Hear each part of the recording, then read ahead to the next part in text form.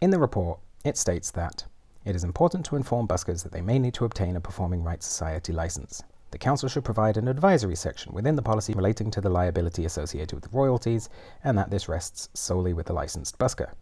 It's a little confusing and the typos don't help, but basically the Council's saying that it's up to buskers within Westminster's busking programme to pay for a licence to perform copyrighted music during their shows. Well, that's a little weird, isn't it?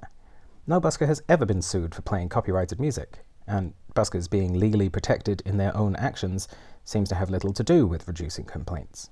Why is this one of the 17 changes that the report's authors make? So, I asked an employee of PRS why he thought Westminster included this. He told me on the phone that this was a question for their local authorities team, and he'd forward them my question. They never got back to me, so I emailed Hayley Bosher, a reader in intellectual property law and associate dean at Brunel University, London. Bosher produces Whose Song Is It Anyway?, a podcast devoted to issues surrounding intellectual property law and music, and is the author of a book titled Copyright in the Music Industry, a practical guide to exploiting and enforcing rights. We organised a phone call. On it, I told her the Council's position. She called that position completely wrong. She explained that PRS charges local authorities for the use of live music on busking pitches. The moment the Council demarcated when and where buskers could perform, they'd essentially created a busking venue and should have started paying the local authorities' tariff, and that's £10.93 per day. As for the buskers themselves, PRS say, buskers who perform in the designated areas need to report each performance to receive a royalty fee for each busking session.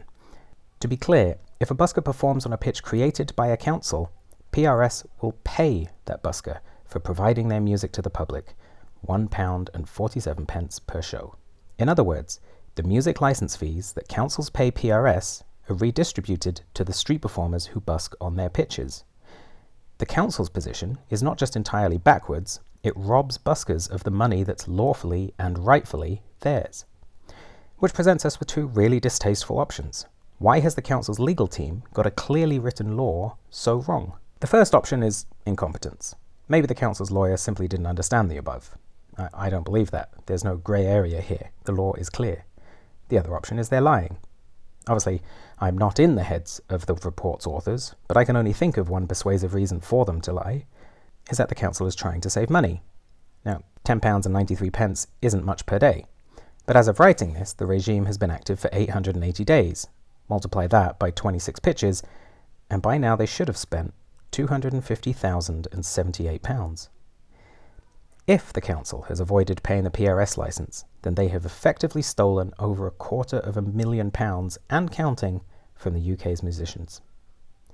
The report uses the exact phrase illegal busker 39 times to describe performers who haven't got their legally mandated licence. To save time, and because I'm not petty, I won't refer to Westminster as the illegal council from now on. I could. Presumably the report's authors would agree that I should, especially as it doesn't seem to be the only crime that the council has been committing here.